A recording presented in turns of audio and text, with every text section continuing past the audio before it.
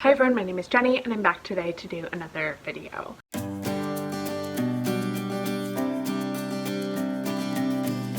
Today I'm going to be going over the 16 books that I read in March of 2021. I'm not entirely sure how I read 16 books. There wasn't anything special about March as a month. It was just kind of a regular month, but I guess I was doing a lot of reading. So as always, I will start with my stats and then get into the individual reviews of the books. So of the 16 books, 3 of those books were written by men, so the other 13 were written by women.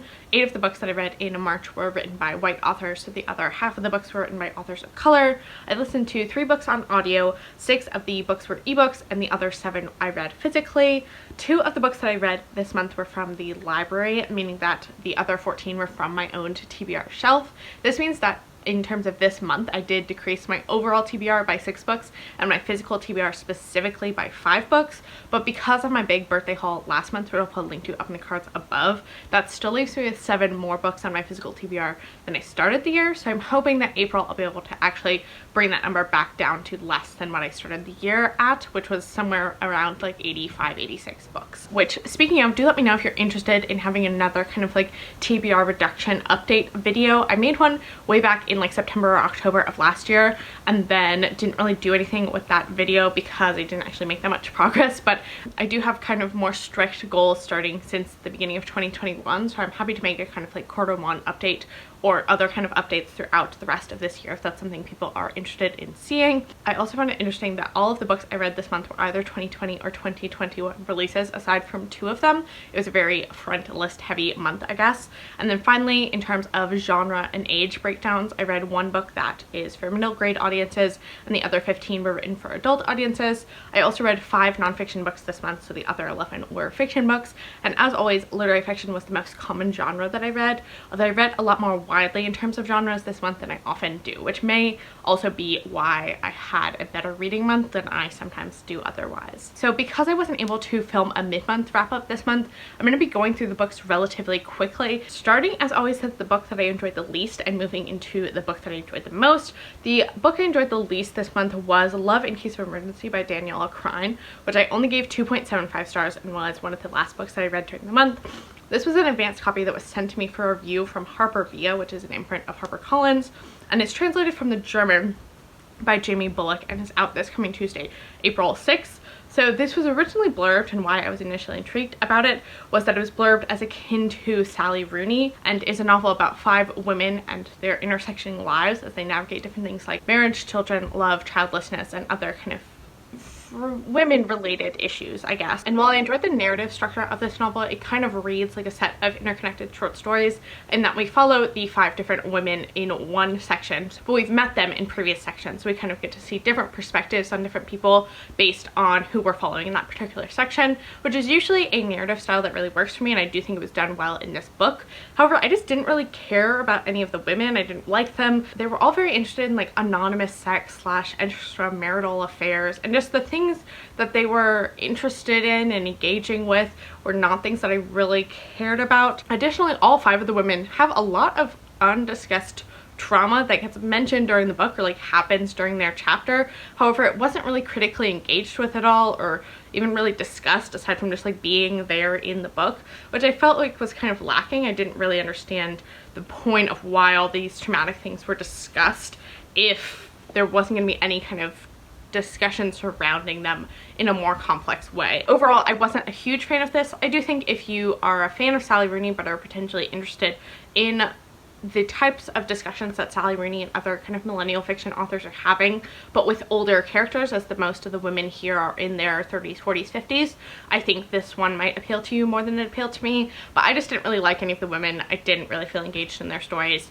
and every time I was kind of waiting for their chapter to be done to see if the next one would be any less kind of filled with trauma and abusive relationships, and they weren't. They were all the same. Then moving on to my 3-star reads, I had 3 of those this month. The first of which was Liberty by Caitlin Greenidge, which I actually have done a full review of on my channel, so I'll be sure to link it up in the cards above as well as in the description box below.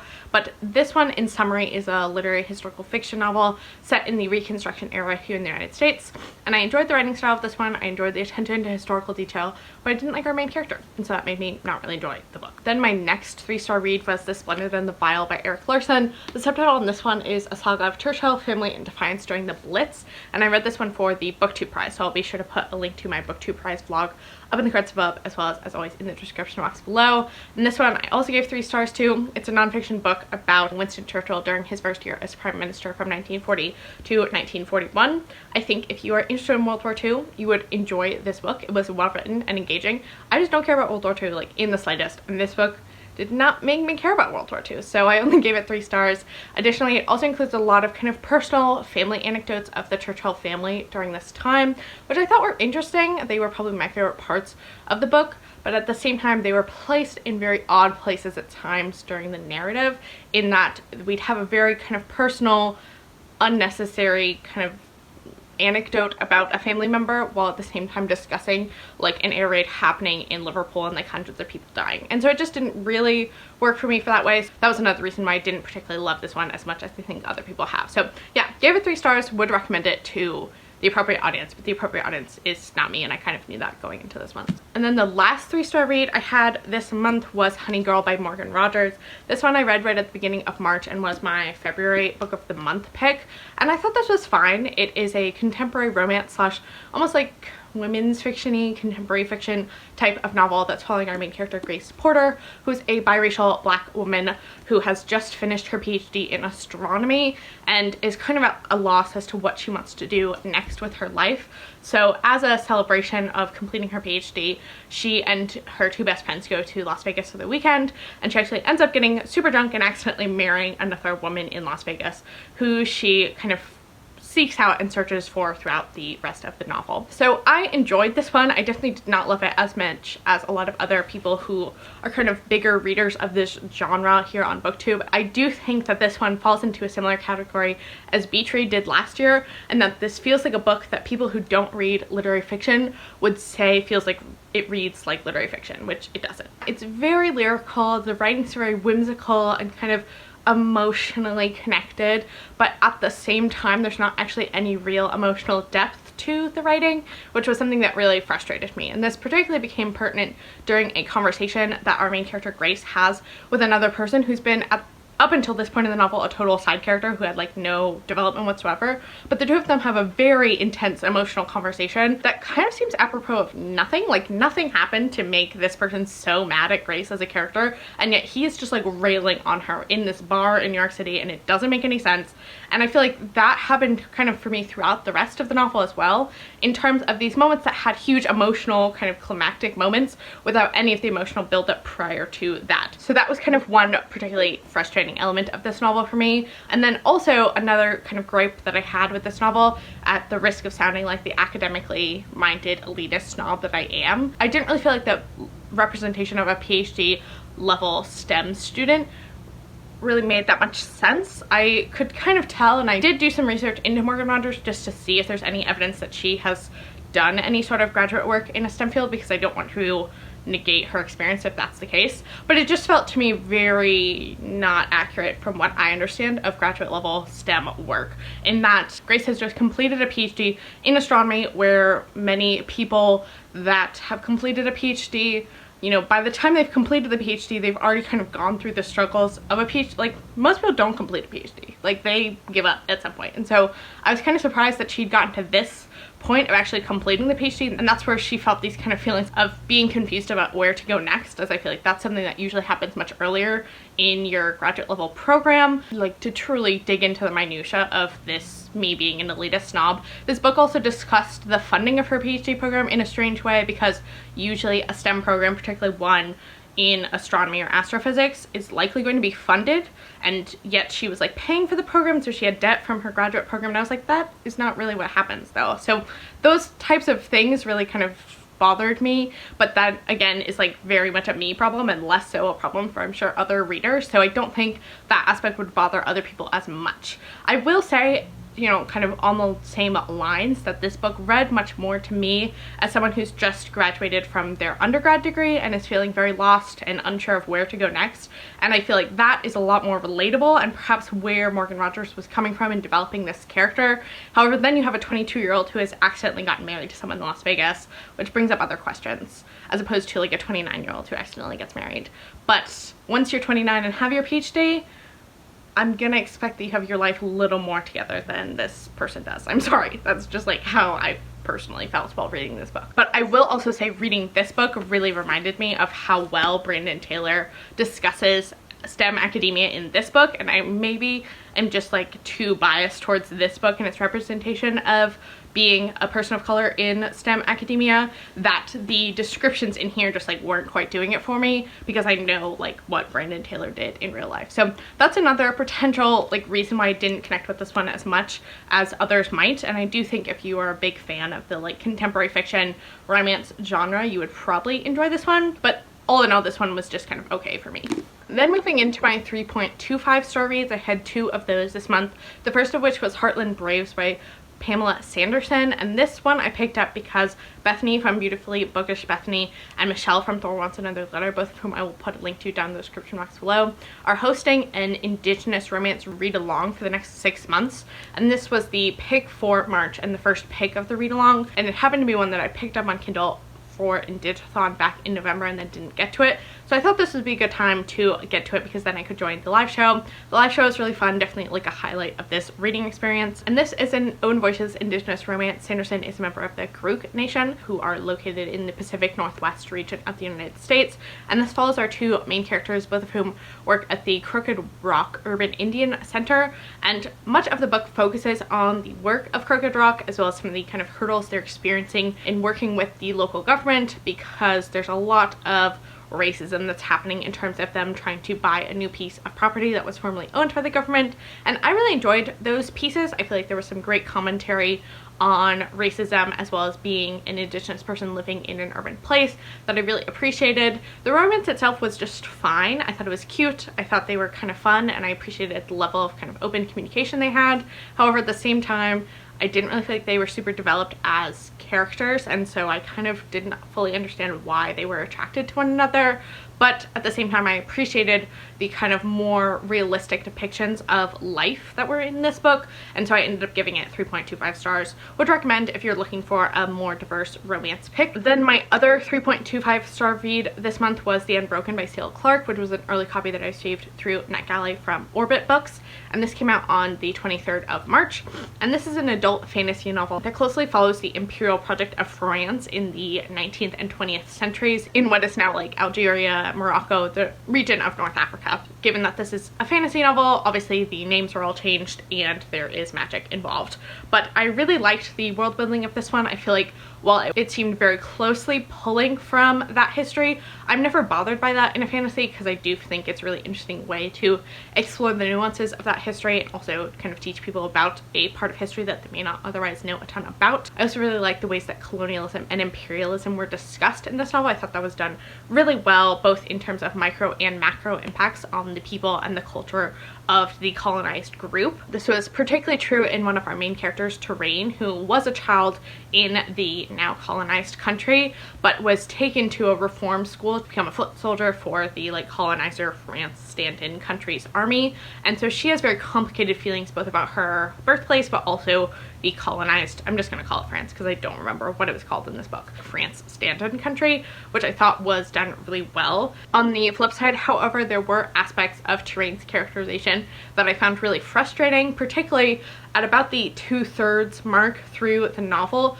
Krien starts making some decisions that just absolutely did not make any sense to me. They seemed to be very obviously poor choices that had like very strong negative repercussions for a number of people that she cared about, and so I wasn't really sure what her motivations were moving from like the 60% mark of the novel all the way until the end, because she kept making stupid decisions. This was also true of the other main character, whose name I don't remember, but she's the princess of the French Standing country and who's dealing with the classic trope of her evil uncle is trying to take over the throne after her dad has died, and she wants to have the throne, obviously. And so she also makes some decisions, but to me they made a little more sense because she's in this power struggle with her uncle, and also she's a woman, and she also walks with a limp because of a horse injury that happened when she was a child. And so there's a number of odds stacked against her, and so I understood some of her somewhat odd character motivations, but Trin's just didn't make any sense to me, and I think I was meant to empathize with the decision she was making, and yet if they made no sense, I can't really empathize that well with her. So that was kind of my main gripe with the novel, is just the characterization towards the back half really started to go off the wall for me. But I do think in terms of the world building and the kind of more nuanced themes in terms of colonialism, imperialism, that this is still definitely a book to check out if fantasy is something that you read. I also am intrigued to pick up the second book. This is the first in a trilogy. However, this book also kind of has a like closed circle arc to its narrative. I think the second book is going to have a different storyline while picking up some of the threads developed in this first novel. So I feel like this could also be a good stopping place if you just wanted to check the novel out, and if you don't love it, you could probably stop here pretty reasonably and not feel like you're missing out a ton on the rest of the plot. And then moving into my 3.5 star reads, the first of those was Memorial by Bryan Washington, which was the last book that I read this month. And I read Washington's debut short story collection Lot a year or so ago and really enjoyed it, so I was super excited about his debut novel. And I would say that I enjoyed a lot more than I enjoyed Memorial. However, I did still enjoy it. I mean, I gave it 3.5 stars. So Memorial follows a young gay couple, Benson and Mike, who are living in Houston. And Mike, at the beginning of the novel, learns that his estranged father is dying of cancer. And so he decides that he's going to travel back to Japan, where he is from, basically as his father is dying. However, at the same time, Mike's mother, Mitsuko, is arriving to Houston to visit with Mike. And so Mike promptly leaves to go to Japan, leaving Mitsuko, Mike's mother, with Benson, his black boyfriend, who works in a daycare, like after school facility. And so the first third of the novel then follows Benson and his developing platonic relationship with Mike's mother, and basically the two of them are kind of discussing Mike and discussing Benson's past and getting to know each other better. And that was definitely my favorite part of the novel. I think had it been exclusively from Benson's perspective, I would have enjoyed it a lot more, because as we switched to Mike's perspective about a third of the way into the novel, I kind of started to lose interest. I just didn't particularly like Mike as a character. I felt like Benson, while both characters have a lot of trauma that they're dealing with, Benson was just dealing with it in a more approachable way and also just dealing with it, period, as opposed to Mike, who continued to kind of be abrasive through the entire course of the novel and not really be putting any emotional energy into these relationships that he very obviously cares about. So I didn't love Mike for that reason. On a related note, as other reviewers have mentioned, Mike and Benson's relationship also is really quite aimless. They don't seem to have any real reason or romantic interest in one another any longer. They've been together for a few years, and while that aspect did not necessarily bother me as someone who is 24 years old, I also know of some couples that have like questionable motives as to why they are still together. But I was frustrated by the kind of differences in terms of the emotional energy that was being put into the relationship, as I did feel like Benson was actually trying to make the relationship work and Mike throughout the novel just like wasn't. And so I was frustrated on Benson's behalf for Mike's way of acting towards this relationship. And so for that reason, I wasn't super engaged with like them as a couple, or like where the plot was going in terms of them like continuing to be a couple. Overall, I still do enjoy Washington's writing style, and I'm definitely excited to see where he goes next, but this was not like a super successful read for me. Then the other 3.5 star read I had this month was Land of Big Numbers by Chen. This is an arc that I received several months ago from Mariner Books that came out back in the beginning of February, but I was just now able to get to it during the month of March.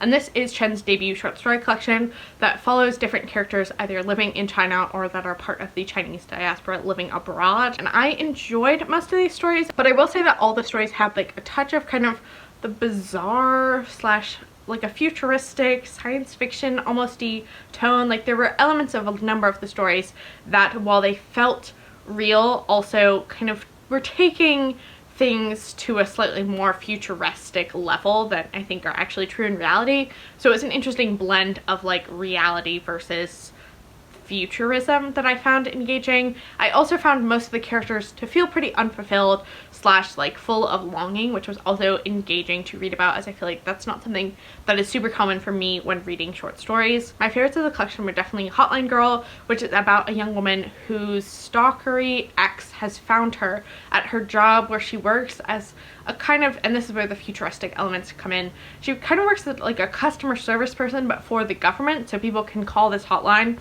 and complain about stuff and then the government will like go fix it, which I thought was interesting. I also enjoyed Field Notes on a Marriage, which is about an American woman who travels to China to visit her husband's family after he's committed suicide, and then Beautiful Country, which was one that takes place in America again and is following a Chinese woman who's dating a white American man, and they're at the Grand Canyon and they're kind of discussing whether or not they're going to get married, and it's very, again, unfulfilling relationship like Memorial, but it ends on a bit of more hopeful note than Memorial does, so I enjoyed that one as well. Overall, I would recommend it if you're a fan of short stories, particularly if you're interested in reading about stories that feature China quite heavily, as these all did. Then moving into my 4-star reads, the first of those is Bloom by Nicola Skinner, which is another arc that I received from HarperCollins Children's, and this one came out on the 16th of March here in the States.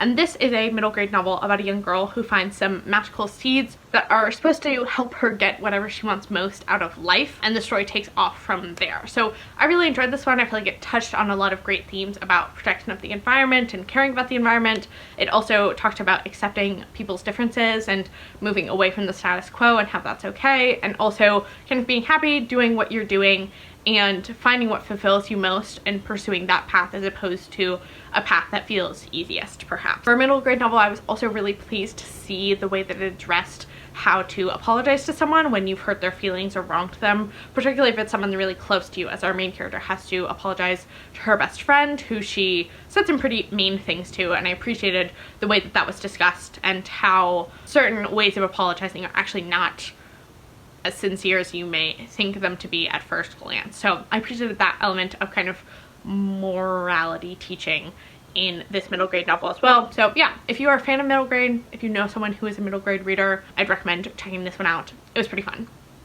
Then the other 4-star read that I read this month was Long Great River by Liz Moore. This was my booktube spin pick, which I am excited to do again in April. I believe it's happening again. So I was excited to get to this one as I've had it on my shelf for quite a while, but I've not really had the motivation to pick it up. I read Liz Moore's not debut novel, but her novel previous to this, which was The Unseen World, several years ago and really enjoyed it. It is also, like this one, a like literary thriller kind of, at least a literary mystery novel. There's some plot twists that happen throughout both of these novels that I enjoyed. This particular novel follows two sisters living in Philadelphia, one of whom ends up becoming a cop, and her name is Mickey, and the other of whom ends up addicted to opioids and living on the streets. And over the course of several months, Mickey is on patrol in the neighborhood where her sister frequently is hanging out, and over the past several weeks, several women have been appearing dead in the neighborhood who are also in very similar situations to Mickey as addicted people who are often involved in prostitution.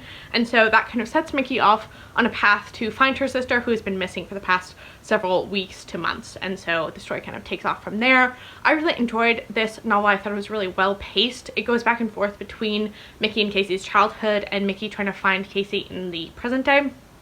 And so I really appreciated that aspect of this. I also thought the discussion surrounding addiction and the opioid crisis was really well done. And also this discussion around the ways in which children kind of can fall through the cracks of the educational system or can be abused when they're in really vulnerable positions. Both of those things are explored quite a lot in this novel that I also really appreciated. So yeah, I enjoyed this one, gave it 4 stars. I don't think it will stick with me super well, but I enjoyed it while I was reading it, and that's fun too. Then I had 4 4.25 star reads, which was a popular rating for me this month. The first of those was What Were We Thinking? A Brief Intellectual History of the Trump Era by Carlos Lozada. This I buddy read with Courtney, who I put a link to down in the description box below, and is a nonfiction book detailing 150 of the books that were attempting to describe or sum up some aspect of the Trump presidency. So the topics in this book range from border politics to identity politics, conservative political ideology, inside the White House, like tell-all memoirs, and even to the future of democracy. So I really enjoyed this book. I feel like Lozada does a great job of summing up the books and bringing up their limitations / what they did really well, or points that he found really thought-provoking, as well as kind of putting the books in conversation with one another within the chapters. I will say I do think the book could have used a bit more of a kind of cohesive narrative throughout the entirety of what were we thinking, you know, to really answer that question over the course of the chapters as a whole singular unit, as opposed to 10 kind of desperate chapters. But other than that, I did really enjoy it. Lozada also is really funny. This was very satirical at times, particularly given books written by some of the more kind of conservative talkheads who are just like totally talking out of their ass and don't make any sense ever. Like, he was not afraid to point out people who are being hypocritical or who are straight up lying about stuff, which was also really amusing to read. So overall, I definitely would recommend this if you are in a headspace where you can kind of read about the Trump presidency and think about all the different craziness that happened in the last 4 years. I feel like this one did a great job and also gave me a kind of better understanding of all of these books without having to actually have read them myself. So yeah, I enjoyed this one. I gave it 4.25 stars, would definitely recommend it. Then for my book club that I do with two of my besties, we read Writers and Lovers by Lily King. This is kind of millennial fiction, although it's actually set in the 90s and follows a 31-year-old wannabe writer named Casey who is grieving the loss of her mother, who died really suddenly during a vacation to Chile. So she's working through that grief while also trying to finish her debut novel, and all at the same time she's also involving herself with two different men, the first of which is kind of a flaky, he has his own trauma that he's working through, high school English teacher who also is an aspiring writer, and then the second one is a much more established, actually very well accomplished and well acclaimed published writer who has recently lost his wife within the past few years, and he has two young children that he is now taking care of on his own. And so she's kind of deciding between these two men, although I would proffer that she's not going to end up with either of them because neither of them particularly offer her a great option. But she's using these two men, I think, in large part to kind of work through her grief about her mother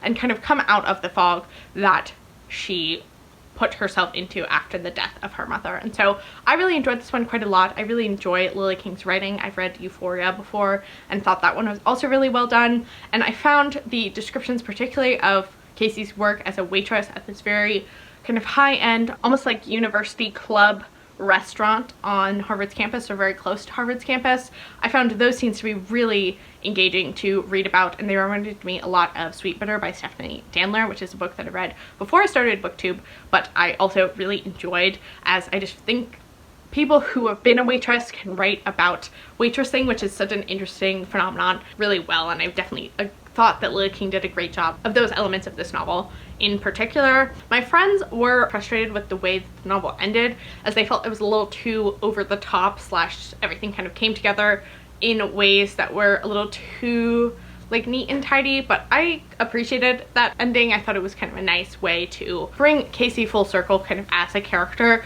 and allow her to experience all these things that she had kind of not been letting herself experience because of how grief-stricken she was over her mother. So I would recommend it, although I do know that other people have engaged with it less than I do. So it seems to kind of be a bit of a Marmite book, but I did enjoy it. Then another 4.25 star read I had this month was You Had Me At Ola by Alexis Daria. This is a contemporary romance novel that I read for the Reading Women prompt of reading a book about a biracial main character, and I thoroughly enjoyed this one. This is about two actors who are on a Netflix, it's not called Netflix, but it is Netflix, adapted telenovela as the two main like romantic leads on the show, and their chemistry begins to kind of lead off of the show and into real life.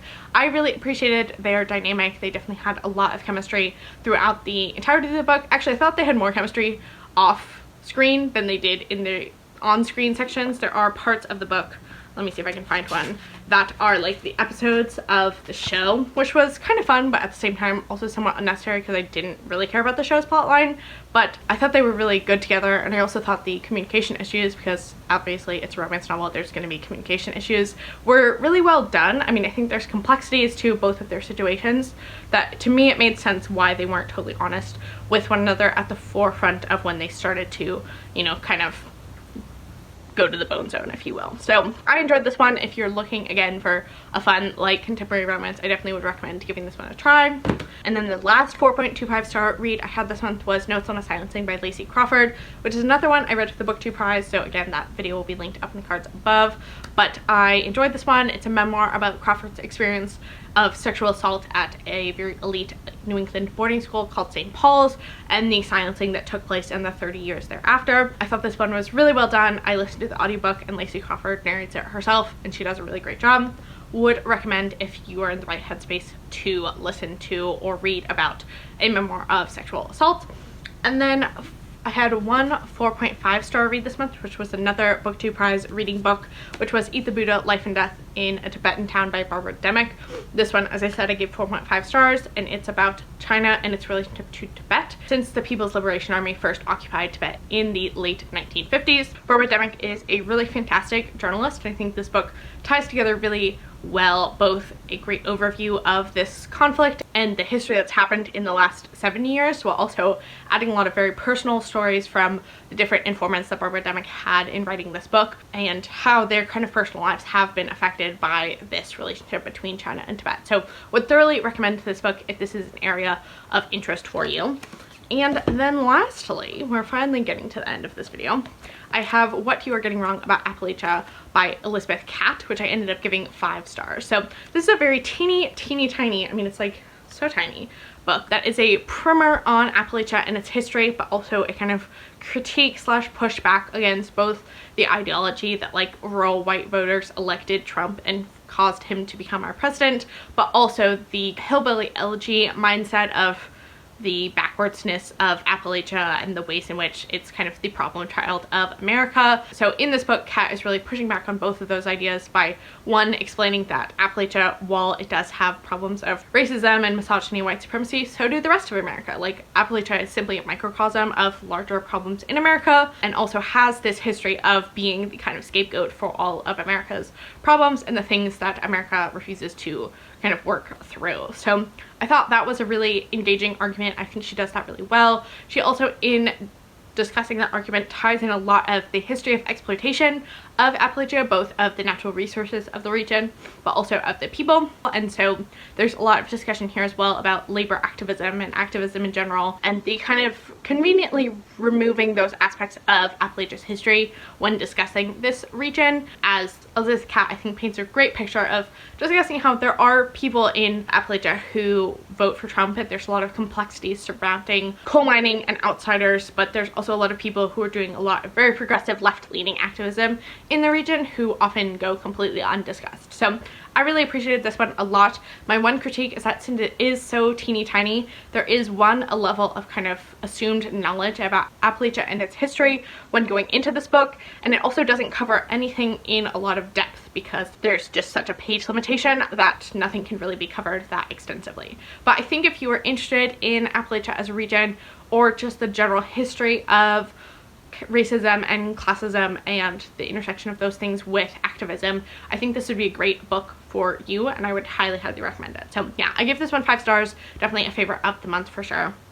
And that's finally going to wrap up my March wrap up. Hopefully this has not been too long. I've tried to be as concise as I could, but there were a lot of books to talk about and I have a lot to say. So if you're new to my channel, I'd love to have you stick around and subscribe. Additionally, if you have read any of these books, I'd love to have you talk to me about them down in the comment section below. I hope you're having a great rest of your day whenever you watch this, and I will talk to you next time.